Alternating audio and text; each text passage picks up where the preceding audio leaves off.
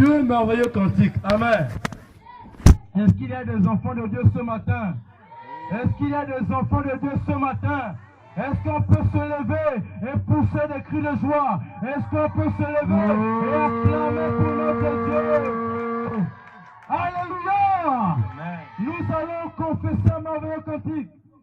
Le cantique dit, laissez venir à moi les petits enfants. Est-ce que quelqu'un connaît ce cantique-là? Est-ce que quelqu'un connaît ce cantique-là? Oui! Laissez venir à moi les petits enfants. Laissez venir à moi les petits... Je ne vous sens pas. Les tout petits enfants. On va se lever. Petits. Aussi Dieu.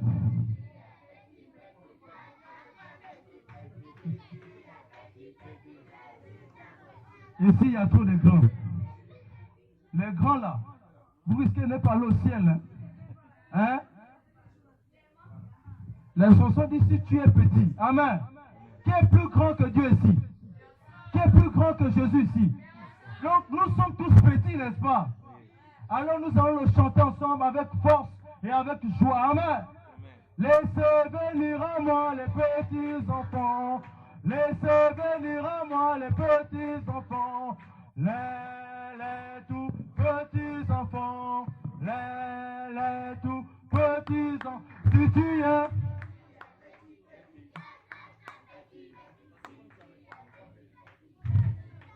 Amen. Ensemble, louons le Seigneur, il est vivant. Ensemble, louons le Seigneur, il est vivant.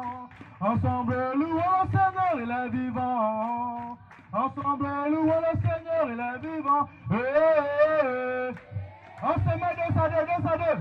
Alléluia. Je vais me mettre avec maman Pamela. Alléluia.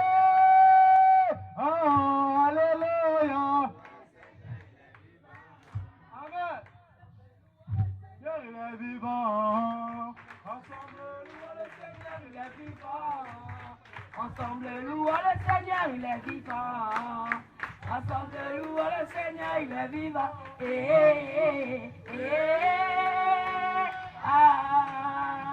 Louons le Seigneur, il est vivant.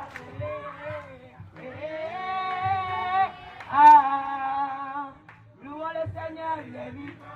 Alléluia. Amen. Alléluia. Alléluia. Est-ce qu'on peut se rasseoir? Nous voulons laisser la place à notre papa, à un serviteur de Dieu. Est-ce qu'un enfant m'écoute? Le Seigneur se souvient de nous. Amen. Et il a permis que cet après-midi, depuis le matin, il y a des personnes qui sont venues nous rendre visite. Amen. Et le Seigneur va continuer davantage. Voilà pourquoi un homme de Dieu est venu de loin. Amen. Le pasteur qui va intervenir après moi, il nous vient de loin. Il nous vient d'Europe. Amen. Donc, il a quelque chose pour nous de la part du Seigneur. Est-ce que nous pouvons écouter le Seigneur ce soir? Dis à ton voisin, écoute le Seigneur ce soir. Écoute la parole de Dieu ce soir. Nous voulons laisser la place au pasteur Yannick. Est-ce qu'on peut encourager le Seigneur? Et est-ce qu'on peut acclamer le Seigneur? Voilà pour son serviteur. Voilà, gloire à Dieu. Merci, pasteur. Alléluia. Alléluia. Qui est content aujourd'hui? Quel enfant est content aujourd'hui? Qui est content d'être en vie? Qui est content d'être en vie? Qui n'a pas encore mangé depuis le matin? Même les mamans disent qu'elles n'ont pas encore mangé. Je suis très joyeux, très content d'être là. Qui sait pourquoi nous sommes là? Qui sait pourquoi nous sommes là? Quel est l'enfant? Oui, c'est pourquoi nous sommes là. Viens prendre le micro, tu me dis.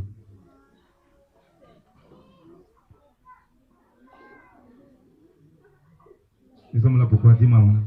Parce que vous êtes venus pour Dieu. Amen, alléluia. Acclamez, acclamez pour elle vraiment. Parce que la parole de Dieu déclare que tout ce qui respire loue l'Éternel. Et on loue Dieu par nos actes. On loue Dieu par nos œuvres. Nos œuvres ne sont pas un moyen de cacher notre vie désagréable à Dieu. Voilà pourquoi ce qu'elle a dit est très important. Parce qu'en réalité, nous sommes venus faire des dons. Nous sommes venus encourager cette mission que le Seigneur a donnée à sa servante. Mais l'enfant a donné une grande parole. C'est une louange qui est donnée à Dieu. Parce que Dieu prend plaisir à nos œuvres aussi longtemps qu'elles sont faites dans la crainte de Dieu.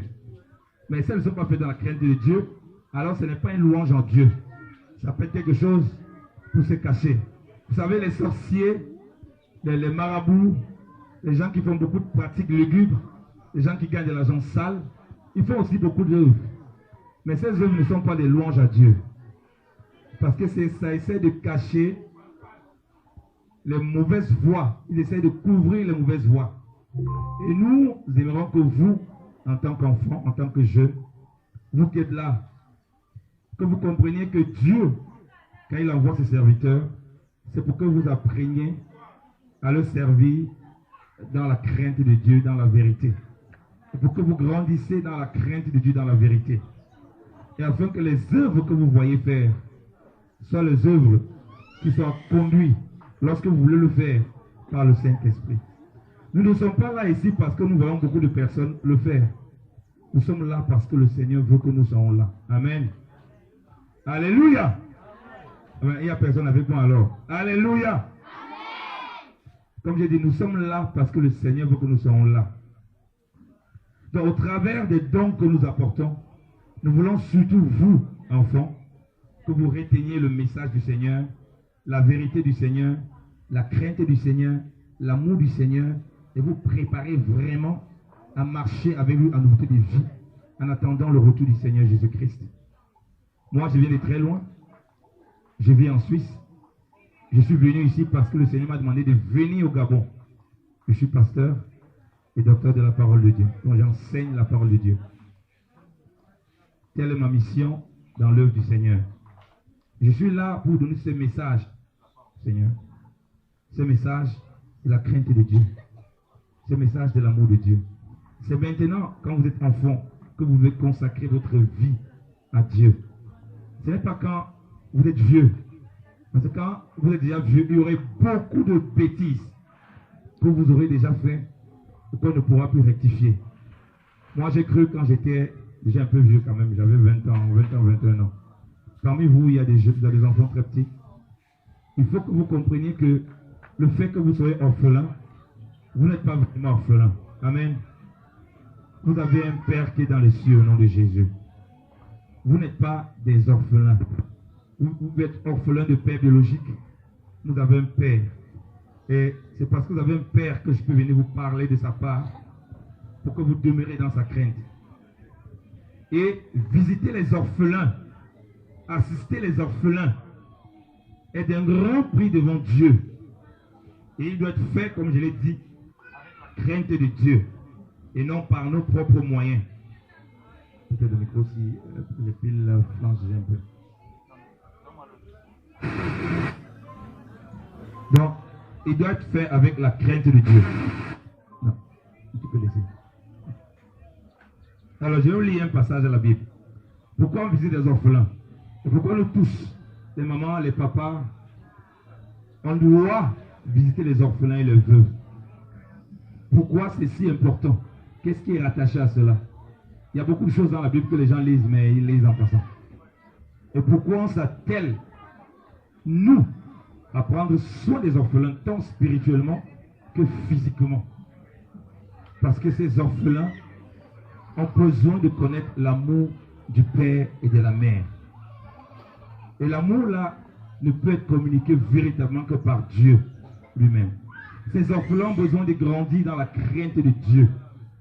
Pour aimer un orphelin, pour aider un orphelin, on n'a pas besoin d'être riche. Même avec 1 franc, on peut aider un orphelin. Le plus important pour Dieu, c'est de comprendre sa volonté. C'est ça le plus important. Parce que l'enfant, quand il grandit avec ce qu'il voit faire. Et c'est ça qu'il copie pour grandir. Voilà pourquoi ces orphelins qui sont à notre responsabilité, là je parle aux parents, aux aînés, on doit produire des œuvres qu'ils voient que vraiment on a la crainte de Dieu et on est là pour leur bien, on n'est pas là pour leur détruire. On va lire Deutéronome 14. On va lire Deutéronome 14. Ouvrez d'abord Deutéronome 14. Les enfants, écoutez s'il vous plaît. Deutéronome 14.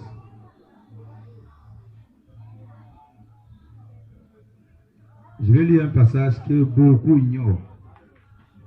Quand je dis beaucoup, beaucoup dans les églises, bien sûr. Hein, que beaucoup ignorent. Qui est un passage que beaucoup ignorent, comme je dis souvent. On va lire Deutéronome 14. Attentivement, s'il vous plaît.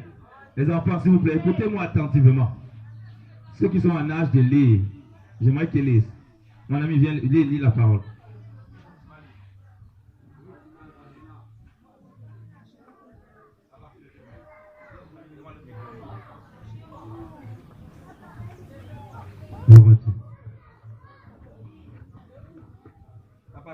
À partir du verset 28. Vas-y, lis, mon ami. Tu as de la peine à lire. Ouais. Je lis la parole de Dieu dans Deutéronome 14, verset 28. Oui, 28 à la fin. Tous les 3 ans, vous mettez de côté un deuxième de vos récoltes de l'année. En cours, vous le mettez en réserve dans vos villages. Ainsi, les victimes qui ne possèdent pas de territoire comme vous pourront venir se vêtir là. Les étranges installeront chez vous. Les orphelins et les veuves qui viennent parmi vous pourront venir le faire aussi de cette façon. Ils mangeront à leur faim. Alors le Seigneur votre Dieu vous bénira dans tout ce que vous faites. Amen. Alléluia. Alléluia. Je vais relire. Il est dit dans la parole, tous les 3 ans, vous mettrez de côté un dixième, donc la dîme, de votre récolte de l'année en cours. Donc de l'année. Vous les mettrez en réserve dans vos villes. Donc dans les villes. On mettait dans les villes. Ok? Donc dans une ville. Ici c'est quelle ville? C'est toujours Libreville ça? Oui, dans Libreville, dans la ville. On peut dire, on met dans la ville, on met pas commune. On dit, ainsi les Lévites qui ne possèdent pas de territoire comme vous pourront venir se servir là. Les étrangers installés chez vous, les orphelins et les veuves qui vivent parmi vous pourront venir le faire aussi. De cette façon, ils mangeront à leur faim. Alors le Seigneur votre Dieu vous bénira dans tout ce que vous ferez. Amen. Dans la Bible, dans la loi, il y a 4 sortes de dîmes. C'est ça que beaucoup ignorent. Il y a 4 sortes de dîmes sous la loi de Moïse. Il y a la dîme de la première année qui était la dîme de ceux qui faisaient la récolte, qui donnaient une fois l'année. Il y a la dîme des Lévites. 3 ans après, il y avait une 3e dîme. La dîme des orphelins, de l'étranger, de la veuve, parmi le peuple, pas dans ta maison. L'étranger peut être dans la maison, mais la veuve et l'orphelin, ça concernait tous ceux qui étaient parmi le peuple dans les villes. Et Dieu dit que ces orphelins devaient veiller à ce qu'ils aient de quoi manger. Et il dit que c'est ainsi qu'on serait béni dans toutes nos activités. Voilà pourquoi nous n'avons pas que d'autre choix que d'être là pour partager le peu que nous avons, que Dieu nous a accordé avec des orphelins. Il y avait une 4e dîme qui était la dîme des dîmes, la dîme du sacrificateur qui donnait dans le temple. Cette dîme-là nous montre à quel point Dieu n'a jamais abandonné, n'a jamais oublié l'orphelin, jamais oublié la veuve, Aujourd'hui, beaucoup de gens pratiquent toutes sortes de dîmes, hein, mais ils ne connaissent pas ces dîmes. Alors qu'il y a des orphelins, il y a des veuves parmi eux. Ils ont besoin de visiter ces orphelins et ces veuves.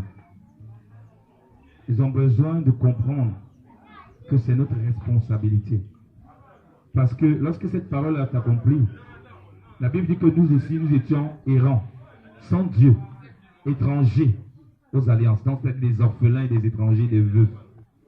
Des veuves, on n'avait pas d'époux. Jésus-Christ est devenu notre époux. Dieu est devenu notre Père. Et on mange tous les mets qui sont dans son royaume à sa table. Donc, c'est notre responsabilité de faire part de nos biens aux veuves, aux orphelins. Afin que ces orphelins voient et découvrent l'amour du Père par Jésus-Christ de Nazareth.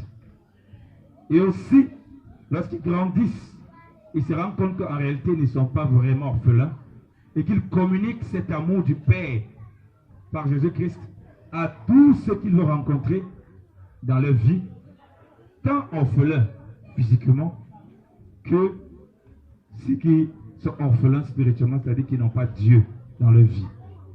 Donc moi je vous invite, je nous invite à prendre en considération ces paroles très profondes.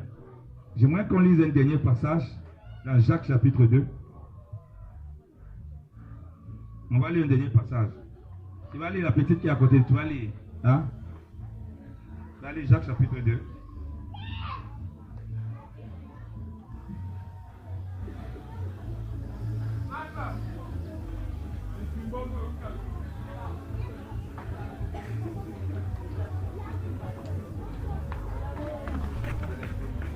Mais c'est pas grave, je suis là pour vous.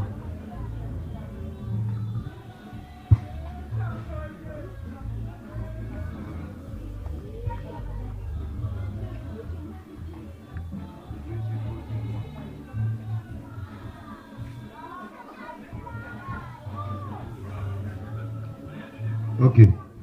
On va lire même Jacques chapitre 1 plutôt. Jacques chapitre 1. Donne-lui la parole, va lire Jacques. On va lire à partir du verset 26 jusqu'à la fin. Je lis la parole de Dieu dans Jacques chapitre 1 verset 26. Si quelqu'un croit être religieux sans tenir sa langue en bride, mais en tombant son cœur, la religion de cet homme est vaine. La religion pure et sans tache devant Dieu notre Père consiste à visiter les veuves, les orphelins dans leurs afflictions et à se présenter des souillures du monde. Amen. Voilà la religion pure. Les gens veulent pratiquer de la religion. Dieu a donné sa définition de la religion. La religion pure et sans tache devant Dieu. On n'a pas dit de donner l'argent à des églises. Hein? On n'a pas dit de donner l'argent à des pasteurs. Je n'attends pas de votre argent. J'attends que vous donnez ce que vous avez aux orphelins et aux veuves, premièrement. On n'a pas dit de donner l'argent, je ne sais pas à qui, aux prophètes. On a dit, voilà la religion pure et sans tache devant Dieu. C'est que les orphelins et les veuves doivent être mis au premier plan. Parce que c'est ce qui reflète notre état. Nous étions orphelins. Nous étions sans époux. Et on dit, c'est préserver des souillures du monde. Voilà pourquoi on peut faire des bonnes œuvres en vivant dans les puretés. Voilà pourquoi on ne peut pas voler l'argent. On vient, on donne aux orphelins. On dit de toute façon, on fait la religion plus. Non. Donc je dis ça pour que les enfants qui sont là apprennent à faire des bonnes œuvres en marchant dans l'obéissance, en marchant dans la pureté, en marchant dans la sainteté, dans la sanctification, dans la crainte de Dieu. Que les parents apprennent cela à leurs enfants et eux-mêmes le pratiquent tous les jours. C'est ça qui est agréable à Dieu. Donc, les veuves et les orphelins, les démunis, de toute façon, en général, sont d'un grand prix devant Dieu. Voilà pourquoi il a exigé une dîme pour eux, tous les 3 ans. Et c'est notre responsabilité d'en prendre soin. Donc voilà pourquoi nous bénissons encore le Seigneur, pour ces servants du Seigneur, qui a ouvert son cœur, sa maison, pour que ses enfants puissent connaître l'amour d'un père, l'amour d'une mère par Jésus-Christ de Nazareth. Et nous bénissons aussi tous ceux-là qui ont ouvert le cœur, qui ont ouvert leur maison et qui parfois n'ont même pas compris ce qu'on a lu, mais qui ont senti ce désir profond de voir ses enfants connaître l'amour du Père par Jésus-Christ de Nazareth. Pour connaître l'amour du Père, d'un père et d'une mère dans les orphelinats. Et nous voulons encourager encore ces mamans, savons que ce n'est pas facile. Vous voyez tous, c'est comme le poulailler, hein? Elle a un bâton carrément pour les conduire. Fait tellement ils sont têtus. Donc Dieu veut que ses enfants soient obéissants. Amen. Amen. Amen. Alléluia. J'entends pas les amens forts. Alléluia. Amen. Enfants, soyez obéissants. C'est là que la bénédiction de Dieu va vous accompagner. Considérez beaucoup votre maman. Considérez les sacrifices qu'elle fait pour vous. Ne soyez pas rebelles. C'est ainsi aussi que Dieu vous bénit. Si Dieu nous bénit en nous disant de prendre soin de vous, ben vous aussi vous bénit en vous demandant d'être obéissant. Donc c'est réciproque. Que le Seigneur soit béni. Amen.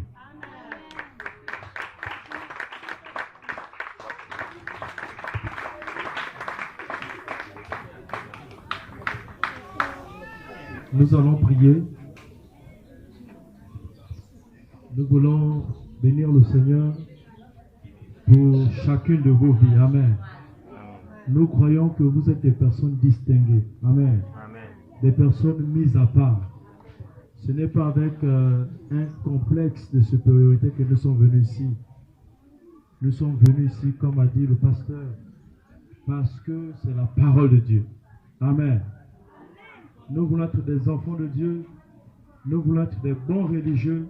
Il faut appliquer ce que nous avons entendu ce soir. Amen. Amen. Permettez-moi, est-ce que vous pouvez vous lever? Et je vais prier.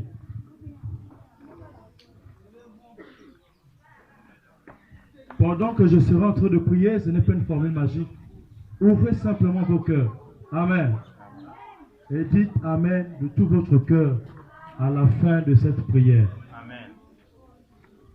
Nous prions. Seigneur, nous voulons te bénir. Nous voulons te rendre la gloire, notre Dieu. Toi qui as prévu ces instants avant même la fondation de ce monde. Seigneur, tu as dit à ton serviteur Jérémie que tu le connaissais déjà bien avant qu'il ne soit dans le ventre de sa mère. Et tu l'avais déjà établi prophète des nations. Oui, Seigneur, chacun de ces enfants ici présents, tu les connaissais déjà. Et tu les avais déjà établis, Seigneur, chacun, oui, dans la destinée dans laquelle il doit rentrer. Nous voulons te rendre gloire. Nous voulons te rendre honneur et puissance. Toi, notre Dieu, toi qui t'es souvenu d'eux, toi qui as payé le prix pour eux, toi qui les aimes plus que toute autre personne, notre Dieu. Oui, certaines personnes viennent ici par pitié, d'autres viennent ici pour motif de bonne conscience. Mais Seigneur, toi, oui, bien que, Seigneur, ils étaient errants, oui, chacun suivant sa propre voie, tu t'es souvenu d'eux et tu t'es fait chair pour venir mourir à la croix de Golgotha pour eux. Ton sang a été versé, Seigneur, pour le salut de leur âme. Et nous voulons te rendre la gloire parce que tu nous as aimés le premier, tu les as aimés le premier, alors que les hommes et les femmes de ce monde les ont rejetés. Notre Dieu, toi tu as toujours su prendre soin d'eux. Nous te rendons la gloire, Seigneur, pour ta fidélité. Nous te rendons la gloire, notre Dieu, pour ton amour. Nous te rendons la gloire, notre Dieu, pour ta protection. Et nous te faisons confiance, car nous savons, notre Dieu, que tu vas parachever ce que tu as commencé dans leur vie. Alléluia. Notre Dieu, tu vas achever ton œuvre. Tu vas achever ton œuvre. Ces enfants, notre Dieu, lui prendront des trajectoires qu'aucun homme, qu'aucune femme de ce monde n'aurait pu imaginer. Ils vont nous étonner. Ils vont nous surprendre. Et Seigneur, nous pourrons glorifier ton nom en voyant ce que tu as fait dans leur vie. Nous voulons glorifier ton nom, notre Dieu. Nous te disons merci parce que leur destinée est grande. Nous te disons merci parce qu'en ce lieu, il y a des hommes et des femmes de distinction, des hommes et des femmes qui vont s'attacher à ta parole, des hommes et des femmes qui vont te servir, des hommes et des femmes qui vont bien travailler dans les études, qui vont se faire distinguer dans ce pays en occupant des grands postes de responsabilité. Nous te rendons la gloire, notre Dieu, parce que tu leur donnes des grands cœurs, oui, des cœurs compatissants, des cœurs qui t'aiment, notre Dieu. Merci. Parce que par le Saint-Esprit, tu fais un travail dans chaque vie.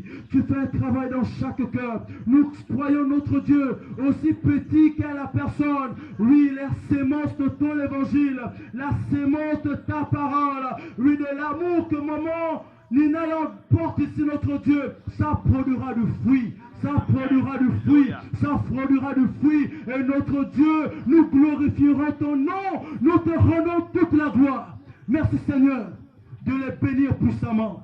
Merci Seigneur de les bénir puissamment. Qu'ils soient une lumière. Qu'ils soient une lumière. Oui, dans ce quartier, au nom de Jésus-Christ, qu'ils soient une lumière. Au nom de Jésus, ils ne sont pas des victimes. Ils ne sont pas des orphelins. Ils ne sont pas des misérables. Ils sont des personnes que tu as mises à part, notre Dieu. Et nous te rendons la gloire. Merci Seigneur. Bénis chaque enfant. Bénis, Seigneur, ce foyer d'accueil. Bénis ta servante et toutes les femmes de distinction qui travaillent autour d'elle. Merci de bénir tous ceux, notre Dieu, qui se souviennent d'eux. Merci, Seigneur, parce que tu vas attirer davantage de tes serviteurs ici. Tu vas attirer davantage. Nous prophétisons, nous déclarons que ce grenier ne sera jamais vide. Au nom puissant de Jésus, que ce grenier ne sera jamais vide. Au nom puissant de Jésus-Christ. Merci Seigneur, parce que tu les gardes de la maladie. Merci Seigneur, parce que tu prends soin de leur santé. Nous refusons, oui Seigneur, la mort au milieu d'eux. Au nom puissant de Jésus, nous refusons la mort au milieu d'eux. Au nom de Jésus-Christ, tu les gardes de la délinquance juvénile. Au nom puissant de Jésus, tu les gardes de la délinquance juvénile. Au nom puissant de Jésus, Seigneur, tu gardes ces enfants. Oui, dans le creux de ta main. Merci Seigneur de soutenir les jeunes filles. Oh Seigneur, merci de les garder avec une foi ferme. Au nom de Jésus, nous refusons qu'elles soient des proies pour les jeunes. Oui Seigneur, de ce quartier. Au nom puissant de Jésus-Christ. Merci Seigneur. Nous te rendons la gloire. Merci de faire en sorte, notre Dieu, que ce soit des fêtes paisibles, Seigneur. Oui, qu'ils se réjouissent en toi, qu'ils se réjouissent en toi, qu'ils se réjouissent en toi. Gloire et louange à toi. Merci, Seigneur, pour ce que tu fais. Gloire et louange à toi, notre Dieu. Oui, parce que ce sont tes enfants. Oui, comme a dit ton serviteur, ils n'ont peut-être pas de père ou de mère selon la chair. Mais toi qui es leur Père Céleste est là. Et tu veilles sur eux. Oui, et c'est un privilège pour eux d'avoir un Père Céleste. Gloire et honneur à toi. Merci Seigneur.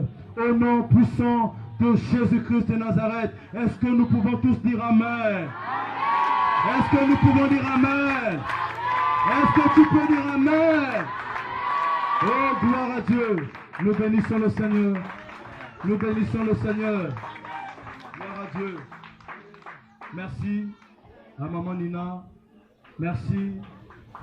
Nous, par le Saint-Esprit, nous savons que ce n'est pas la dernière fois que nous nous verrons. Amen. Le Seigneur est celui qui multiplie toujours. Alléluia. Voilà.